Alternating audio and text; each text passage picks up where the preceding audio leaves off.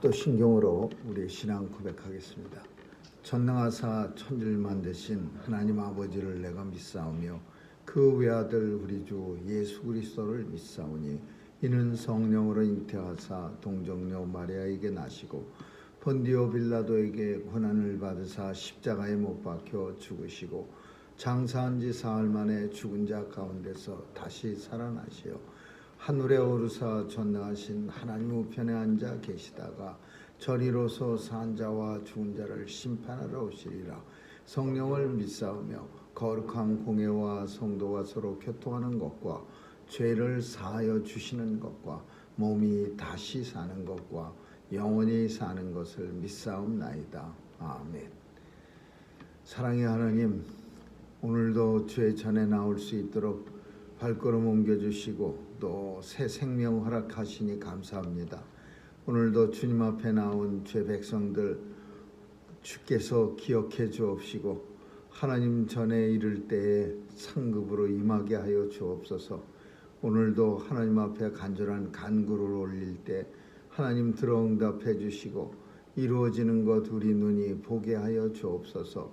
온 세상이 잠들어 있습니다. 하나님 도와주셔서 저들도 깨워주시고 죄 전에 함께 나올 수 있는 죄 백성들로 다 삼아 주옵소서. 우리를 이 땅에 파수꾼으로 삼았사오니 잠들지 않게 도와주시고 늘 깨어있어 주님 앞에 나올 수 있는 그런 발걸음 되게 해 주옵소서. 오늘도 온 세상이 혼란스러운 가운데 있사오니 하나님께서 도와주셔서 전쟁과 바이러스의 위협과 또 물가로 인해 고통당하는 죄 백성들 하나님 도와주시옵소서. 점점 파국으로 치솟는 우리 조국도 불쌍히 여겨 주옵시고 또 하나님 우리가 살아가는 이 미국 땅도 긍휼히 여겨 주옵소서. 인종차별적인 문제 없어지도록 하나님께서 역사해 주옵소서. 오늘도 우리의 자녀들 지켜주시고 저들을 통해서 하나님 나라를 세워가는 귀한 일에 쓰임받게 하여 주옵소서. 온 세상을 주관하시는 하나님께서 오늘도 땅끝 곳곳마다 하나님을 간절히 사모하는 목말라 하는 주의 백성들에게 갈급한 심령 위에 큰 은혜가 임하게 하여 주옵소서. 오늘 하루도 주님 손길에 의탁하오며 예수님의 이름으로 기도합니다. 아멘. 우리 찬양 367장 부르시겠습니다.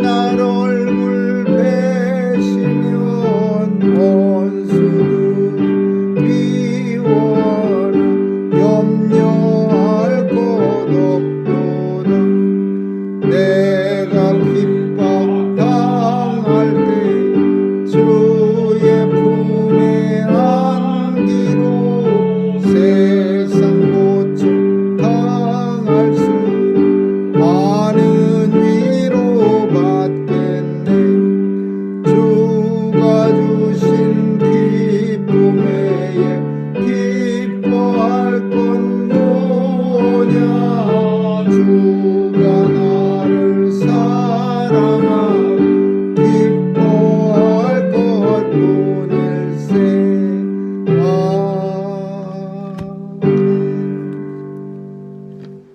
하나님의 말씀은 마태복음 5장 보겠습니다.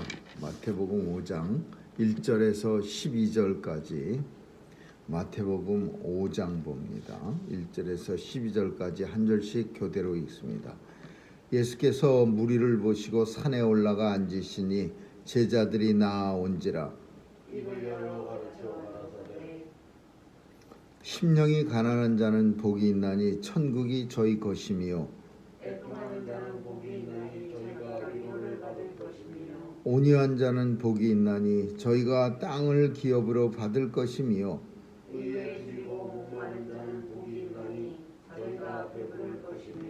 국률이 여기는 자는 복이 있나니 저희가 국률이 여김을 받을 것이며 마음이 청결한 자는 복이 있나니 저희가 하나님을 볼 것이며 화평케 하는 자는 복이 있나니 저희가 하나님의 아들이라 일컬음을 받을 것이며 의를 위하여 핍박을 받는 자는 복이 있나니 천국이 저희 것이니라. 나를 인하여 너희를 욕하고 핍박하고 거짓으로 너희를 거스려 모든 악한 말을 할 때에는 너희에게 복이 있나니 기뻐하고 즐거워하라. 하늘에서 너희의 상이 큽니다. 너희 전에 있던 선지자들을 이같이 핍박하였느니라. 아멘. 거기까지 읽겠습니다.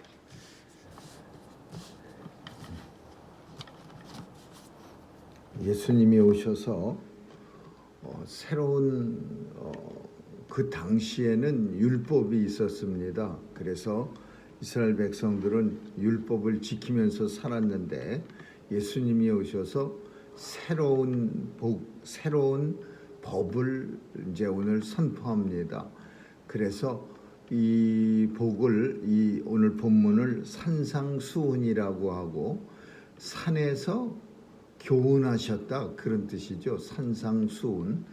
그리고 오늘 본문은 팔복이라고 우리가 흔히 말합니다. 8가지 복을 준다라는 표현이 마카리오스라고 헬라어로 말하는데 이 내용 8개의 내용 속에는 다 복을 준다라는 말이 나옵니다.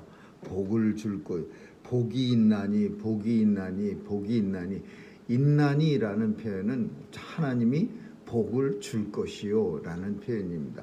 그래서 이 산상수훈은 율법으로 살아가는 사람들에게 우리는 별로 놀라운 일은 아니지만 율법으로 이미 낑낑거리면서 율법을 지키면서 사는 사람들에게 이렇게 살아야 한다. 하나님의 백성은 천국 백성은 이렇게 살아야 합니다.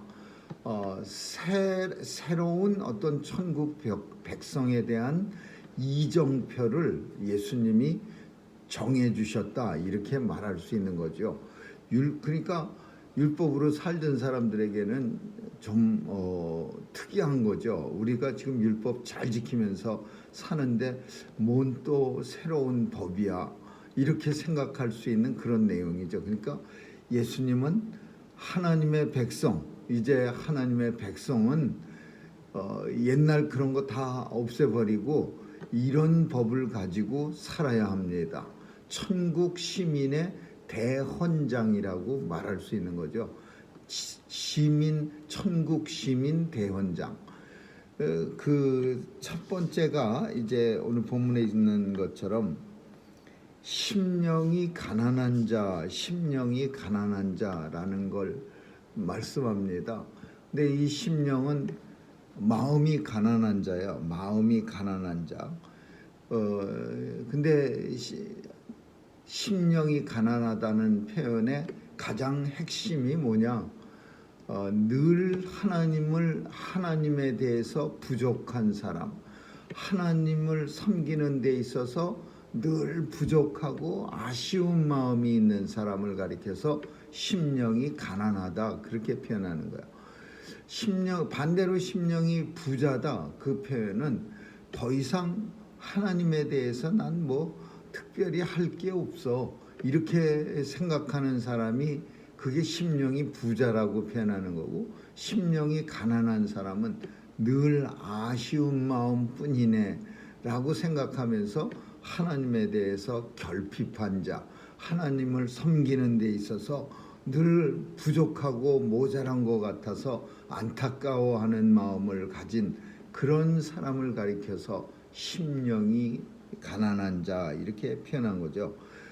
그런 사람들에게는 하나님 주님이 복을 주시고, 그리고 그 복이 뭐냐? 천국이 저희 것임이라 그렇게 말씀합니다. 사실 마음이 부요한 사람들은 아주 중요합니다. 왜냐하면은 세상을 사는 동안에 우리가 아는 것처럼 항상 마음이 넉넉한 사람들은 어떤 환경 속에서도 항상 기쁨을 잃지 않고 살아갈 수 있는 원동력이 되는 거예요. 마음이 넉넉한 사람들은 있고 없고 그런 것도 물론 문제가 되겠지만은 기본적으로 마음이 넉넉한 사람들이 있어요. 근데 모든 게 다 마음이 넉넉한 게 좋은 거지만 단 한 가지 마음이 넉넉해 하면 안 되는 일이 있는데, 그게 하나님 나라에 대해서 하나님을 섬기는 데 있어서 늘 그 부분은 부족하다고 느껴져야 돼요. 아, 내가 이 부분은 참 너무 모자라구나. 내가 이 부분은 너무 참 안타깝게도 참 열심을 내지 못하는구나. 이렇게 생각하는 심령이 가난한 자, 이 마음이 중요한, 그 외의 모든 거에는 마음이 심령이 좀 넉넉한 그런 사람이 좋지만 하나님 나라에 대해서는 결핍한, 부족하다고 늘 느끼는 그런 마음이 있어야 복을 받을 것이고 천국이 저희 것입니다. 그래서 심령이 가난하다라는 의미는 하나님 나라에 대해서 주님 섬기는 일에서 늘 부족하다고 느끼는 마음. 두 번째는 애통하는 자는 복이 있나니. 애통은 우리가 아는 것처럼 슬퍼한다라는 거죠. 슬퍼한다. 근데 이 슬퍼하는 게 뭐 연속극 슬픈 거 보고 눈물 흘리는 게 애통하는 마음이 아니라, 이 슬퍼한다는 의미는 뭐냐 하면은 하나님, 이 세상의 불의를 보고 마음이 아파하는 것, 이 세상의 잘못된 일들을 보면서 애통하는 마음, 슬퍼하는 마음을 갖는 것, 이게 애통하는 자예요. 이게 당시에 왜 이런 말이 나왔느냐? 왜 주님이 이 땅에 오셔갖고 이스라엘 백성들 지금 예수님이 감람산이라는 데 올라가셔갖고 왜 산에 올라가셨냐 하면 백성들이 너무 많이 나오니까 평지에서 같이 서서 얘기하면 앞사람에게 막혀갖고서 예수님의 말씀이 뒤에 전달이 안 됩니다. 그래서 그 사람들하고 무리하고 좀 떨어져 있어야 되는데 그 위치가 높은 데 있으면 훨씬 더 잘 들리죠, 아래에 있는 사람들에게. 그래서 이제 예수님이 좀 뒤로 물러서서 산으로 올라가셔서 이렇게 땅 밑에 있는 사람들을 내려다보면서 서서 말씀하시는 거예요. 바닷가에서는 배를 타고서 조금 떨어져서 바닷가에 사람들이 많이 모여 있고 주님은 대전에 서서 말씀하시고, 근데 오늘은 이제 산 위에서 말씀하시는데, 그래서 산상수훈 이렇게 당시에는 생활이, 이스라엘 백성들의 생활이 힘들었어요. 힘들어졌다는 얘기는 사람들이 살아가는 게 강팍해졌어요. 그러니까 원래 이스라엘 백성들은 신앙 공동체이기도 하지만 혈육적으로도 공동체라고 느끼고 있었어요. 아브라함의 자손, 이삭의 자손, 요셉의 자손, 누구 자손. 그래갖고 이스라엘 사람들은 신앙 공동체보다도 거의 혈육에 가까운 사람들이었기 때문에 이렇게 예수님이 오시기 전까지 어떤 삶 속에서는 공동체다운 모습들이 보였는데 예수님이 오신 후로는 벌써 세상이 너무 망가졌어요. 그러니까 남의 슬픔을 보면서 슬퍼해 줄 수 있는 사람이 없는 거예요. 다 각자가 그냥 남의 아픔은 나의 기쁨이 되고 뭐 이런 식으로 살아가는.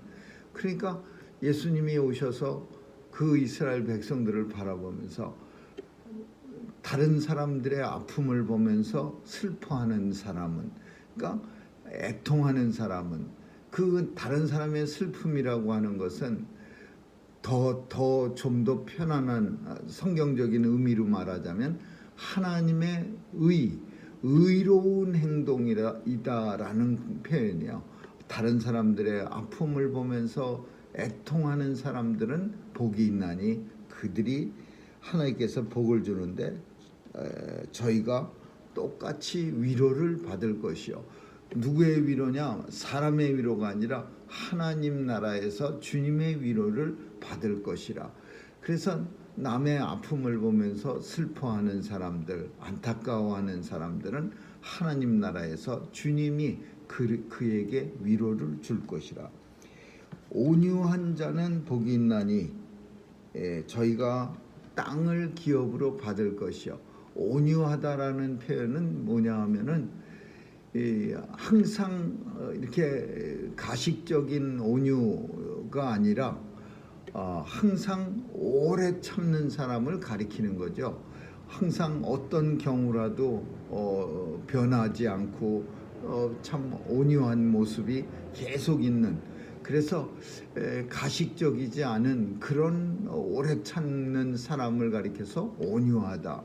근데 그런 사람들이 하나님께서는 복을 받는데 어떤 복을 받냐? 땅을 기업으로 받을 것이요. 그래서 이 땅이라고 하는 게 당시에 이스라엘 백성들에게는 조금 우리와 좀 의미가 틀려요. 우리는 재산의 하나로서 땅을 생각하지만은 이스라엘 사람들은 땅이 재산이 아니에요. 이제 예수님 시대에는 물론 많이 그런 제도가 파괴됐지만 처음부터 가나안에 들어갈 때 이스라엘 사람들이 돈 내고 자기 땅 산 사람 한 사람도 없었어요. 다 제비 뽑아서 샀지. 그 제비 뽑아서 분배받았죠. 마치 그 빨갱이들처럼 이렇게 땅을 갖다가 무상으로 대여받은 거예요. 그래서 이 땅은 자기 재산이 아니야. 하나님 나라의 것이죠. 그래서 이 땅을 갖다가 배고프면 다른 사람들한테 저당 잡혀서 땅을 가지고서 보리 같은 밀 같은 걸 얻어서 이제 배고픔을 면하기도 했지만 그거 저당 잡은 사람이 끝까지 가지지 못해요. 7년 안식년이나 혹은 신년 49년째 되면 그 뺏은 땅, 자기 땅 아닌 거는 다 원위치 원래 주인에게 돌려주는 거예요. 그래서 이 이스라엘의 땅의 개념은 하나님의 선물이는 거예요. 선물. 땅을 내가 내 돈 주고 사야 그게 내 재산이라고 말하는 거지, 자기가 땅 살 때 일불도 들이지 않았는데 그걸 재산이라고 말할 수 없는 거죠. 다 눈 감고 까만 보자기 안에서 뭐 하나씩 끄집어내 갖고 김씨 땅, 박씨 땅은 유대에서 베들레헴 지역, 뭐 최씨 땅은 어디에서 어디까지. 그러니까 땅을 처음부터 산 적이 없는 사람들이기 때문에 땅은 하나님의 선물이야. 그러면 온유한 사람, 오래 참는 사람들, 어떤 경우라도 핍박이든 뭐 누군가의 괴롭힘을 당해도 오래 참는 사람은 땅을, 하나님의 선물을 많이 받을 것이요. 그런 뜻이야. 의에 줄이고 목마른 자, 목마르고 줄이고 이 표현은 배고프고 물이 땡기는 상태를 말하는 거야. 배고프고 의에 줄이고 목마른 사람. 사람이 살면서 가장 자연스러운 그 어떤 결핍 상태가 목마르고 배고픔입니다.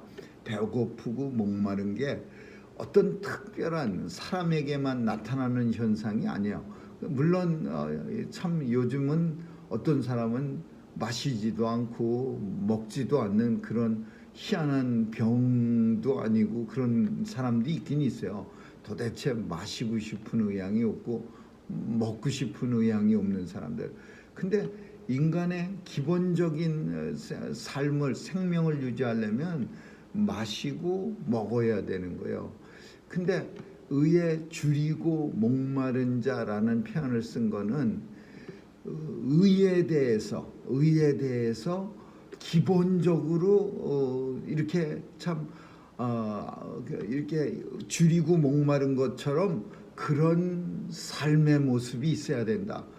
누가 목마르거나 줄일 때 내가 목말라 볼까? 내가 한번 이번에 줄여볼까? 이렇게 결심하고 배고파지고 목마른 사람 없지 않습니까? 그냥 자연스럽게 아무것도 안 먹으면은 시간 지나면 목마른데 배고파지는데 이렇게 되는 게 이게 자연스러운 거예요. 인생 사람이 살아있다는 증거고.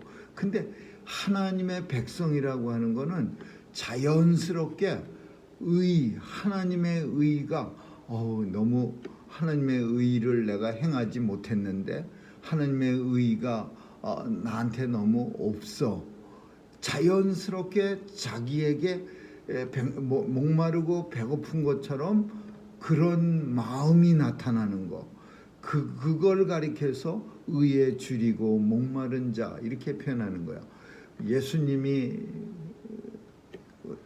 성전에 들어가서 그 동전 바꿔주는 사람, 동전 왜 바꿔줘요?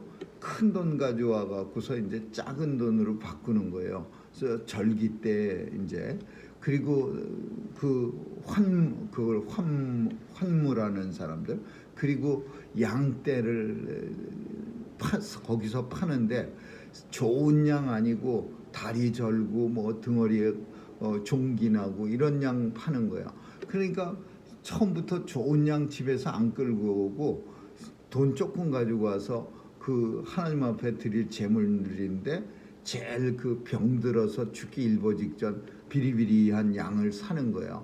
그러니까 예수님이 얼마나 화가 났겠어요.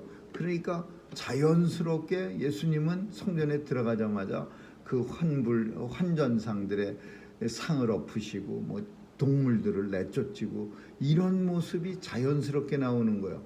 이걸 의에 줄이고 목마른 자의 모습이라고 볼 수 있는 거죠. 그리고 그런 사람들에게는 주님이 복을 주는데 저희가 배부를 것이요, 늘 배가 불러 있는 상태가 되어질 것이요. 배부르다는 표현은 여기서 음식 많이 먹어서 배부른 게 아니라 주님이 주시는 기쁨과 만족함과 평강이 늘 넘칠 것이다, 그런 의미죠. 긍휼히 여기는 자는 복이 있나니 저희가 긍휼히 여김을 받을 것이요.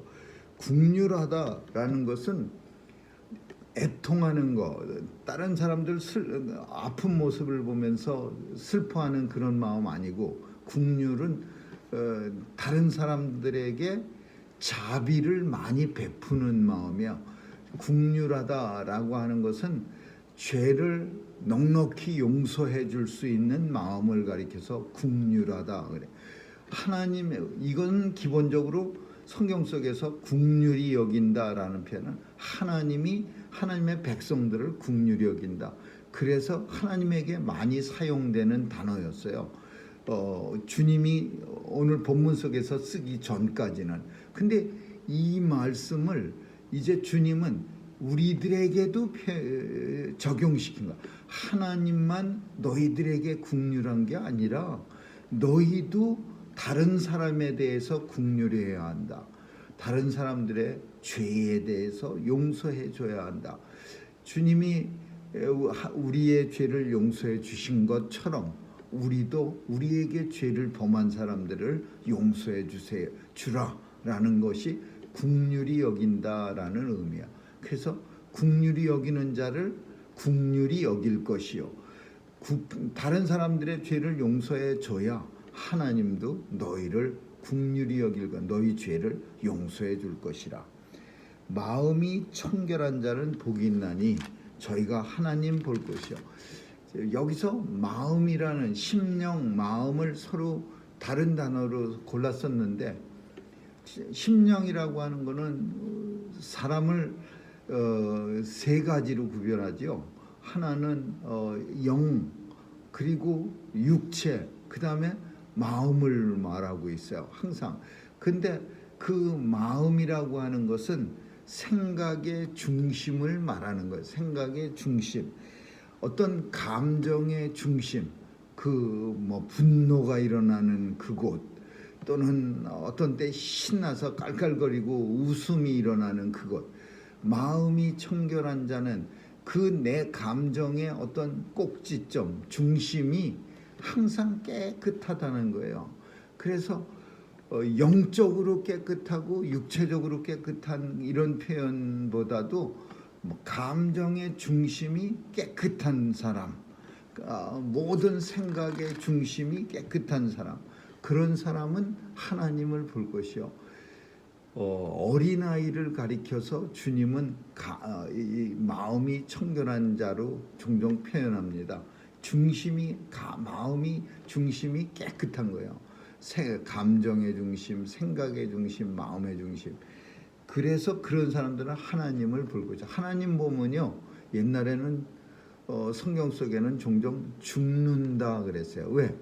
우리가 죄를 많이 졌기 때문에 하나님이 죄와 함께 할 수가 없어요. 그래서 이사야도 하나님이 부르실 때 죄가 엄청 많으니까 전 이제 죽게 됐다고. 그래서 하나님이 숯불로 그의 입술을 찢어줘서 깨끗게 해주셨어요. 그리고 하나님을 볼 수 있는 거예요. 근데 마음이 청결한 사람, 감정의 중심이 아주 깨끗한 사람은 하나님 봐도 겁을 먹을 이유가 없어요. 죽을 이유가 없기 때문에, 청결하기 때문에. 그래서 마음이 청결한 사람은 하나님을 볼 것이요. 하나님 본다. 우리는 하나님을 늘 보지만 당시의 사람들에게는 대제사장에게만 위임한 권리였어요.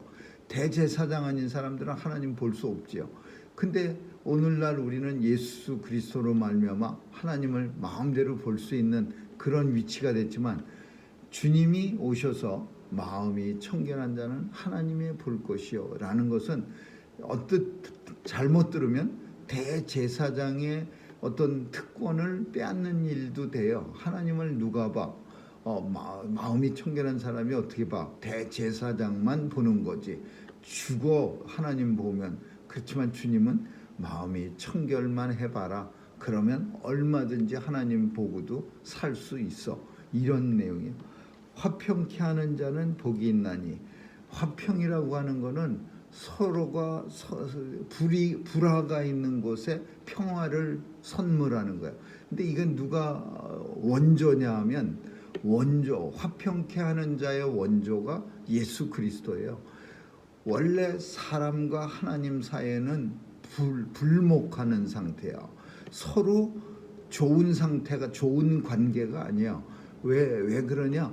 인생이 하나님의 말씀을 안 들었거든요. 하나님이 이렇게 살아라, 이거 먹지 말아라 그러면 그거 먹으면 안 되는데, 인생은 먹지 말라는 것만 골라서 먹어요. 하나님이 이거 먹지 말랬으니까 거기에는 무슨 비밀이 있겠지. 이걸 먹으면 하나님처럼 눈이 밝아져서 우리도 권세를 갖는 거 아니야? 하나님이 하지 말라는 일을 골라가면서 해갖고 결국은 하나님이 사랑할 수 없는 존재가 돼서. 왜? 인생이 불의해졌기 때문에. 근데 이걸 누가 화평케 했냐? 예수님이 어떻게 하면 하나님의 이 백성들과 하나님 사이가 좀 화목해질 수 있을까? 화평케 할 수 있을까? 서로 그냥 또 인생은 하나님의 눈을 피해 다니라고 그냥 여리저리 피하고, 하나님은 인생을 바라볼 때 불쌍하긴 하지만 죄악으로 인해서 덥석 안아주지도 못하고. 그래서 예수님이 이 땅에 오셔갖고 곰곰이 생각하시다가 나를 던져서 내가 죽음으로써 하나님 앞에 희생 제물이 되고 하나님은 그 제물을 받으신 거로 우리 하나님의 자녀들과 화목해지게 해야지. 그래서 예수님이 화평케 하는 자의 원조입니다. 근데 예수님이 그렇게 했으니까 우리를 가리켜서 너희도 화평케 하라 그러는 거야. 근데 사실 요즘은 이 화평케 한다는 말이 이게 쉬운 말이 아니에요. 괜히 잘못 끼어들면은요 좋지 못한 일도 당할 수 있는 거고, 점점 화평케 한다는 말이 좀 불편해지는 그런 시대를 살아가는 거야. 그리고 무관심해지고. 그러나 성경은 화평케 하는 사람들은 복이 있나니 저희가 하나님의 아들이라 일거. 하나님의 아들이 누구야? 예수 그리스도요. 예수 그리스도 좀 닮았다, 그렇게 일컬음을 받을 것이요, 그렇게 말씀하고 있는 거야. 화평케 한다라는 것은 그 기독교가 가는 곳곳마다 사실은 화평케, 평화를 주려고 예수 믿는 사람이 가는 거 아니에요. 이 화평케 한다는 말을 또 다르게 잘못해서 예수님 성도가 가는 곳에는 항상 싸움이 없어야 된다, 이렇게 생각해요. 그러나 예수님이 오셨을 때 나는 평화를 주러 온 게 아니라 검을 주러 왔노라. 세상에 검을 주러 왔노라. 복음을 가지고 가질 때 그 복음 때문에 또는 하나님의 말씀 때문에 뭐 싸움이 일어난다든지 전쟁이 일어나는 일은 어쩔 수 없는 거예요. 근데 우리는 다른 데다가 써먹어요. 예수에 대해서 얘기 안 하고 또 복음에 대해서 뭐 전하지 않으면 상대가 화평안해진다고 해서 그걸 가리켜서 화평케 한다, 이런 표현은 아닙니다. 이 표현은 화평케 한다라는 표현은 정말 둘이 잘못된 일로 인해서 싸울 때 나 자신을 희생시켜서 하나님의 백성들이 다시 평화의 자리로 나오게 하게 하는 그런 일을 가리켜서 화평케 하는 자. 나를 인하여 마지막으로 기뻐하고 즐거워하라. 천국에서 너희의 상이 큼이라. 이렇게 팔복을 지키는 사람들은 그 대상, 어디서 이런 상들이 주어지느냐? 천국에서 너의 상이 큼이라. 내가 애통하면서 살았는데 난 맨날 힘드네요. 내가 의에 줄이고 목마른 사람처럼 살았는데, 내가 화평케 했는데 천국에서 상이 큼이라. 하나님 앞에 설 때에 예수께서 영접해 주시고 이 땅에서 팔복을 가지고 살았기 때문에 그 은혜가, 그 복이 천국에서 너희의 상이 큼이라. 너희 전에 있던 선지자들, 이 땅에 왔던 수많은 핍박을 당한 사람들도 천국에서 상이 크다. 그러므로 너희도 상이 큼이라, 이렇게 말씀합니다. 아무쪼록 오늘도 천국 시민 대헌장 같은 이 팔복에 대해서 잘 생각할 수 있는 그런 시간 되시기를 주님의 이름으로 축원합니다. 기도하겠습니다. 좋으신 하나님 감사합니다. 오늘 살아가는 이 땅의 모든 성도들에게 주님은 천국 시민의 대헌장을 발표합니다.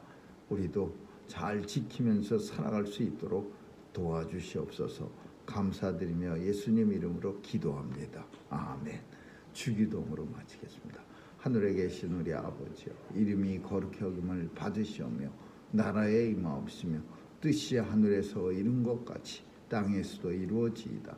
오늘날 우리에게 일용할 양식을 주옵시고 우리가 우리에게 죄 지은 자를 사하여 준 것 같이 우리의 죄를 사하여 주옵시고 우리를 시험에 들게 하지 마옵시며 다만 악에서 구하옵소서.